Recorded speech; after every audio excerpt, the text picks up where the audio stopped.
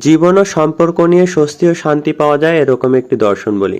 যাকে ভালোবাসি সে বুঝলো না, যদিও বা বোঝে, বোঝার পরে যা করতে হয় ব্যক্তিগত সীমাবদ্ধতার কারণে তা করতে পারলো না।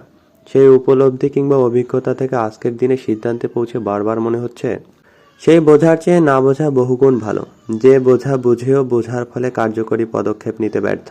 সেই ঘটনা অভিজ্ঞতার প্রেক্ষিতে আরেকটি প্রাসঙ্গিক কথা মনে পড়ে গেল।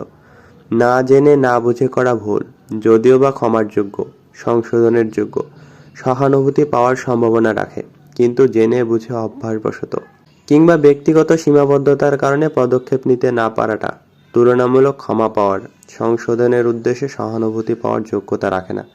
তার মানে আবার এই নয় যে বুঝে শুনে কার্যকরী পদক্ষেপ নিতে পারেনি বলে বিবাদে জড়াতে হবে। আসলে এরকম মানুষ চেনার পরে তাকে যত কম গুরুত্ব দেওয়া যায়, জীবন থেকে যত দ্রুত সরানো যায় ততই মঙ্গল। এই বিষয়ে আপনার অভিজ্ঞতা ও মতামত নিরপেক্ষ দৃষ্টিকোণ থেকে জানার আগ্রহ রইল।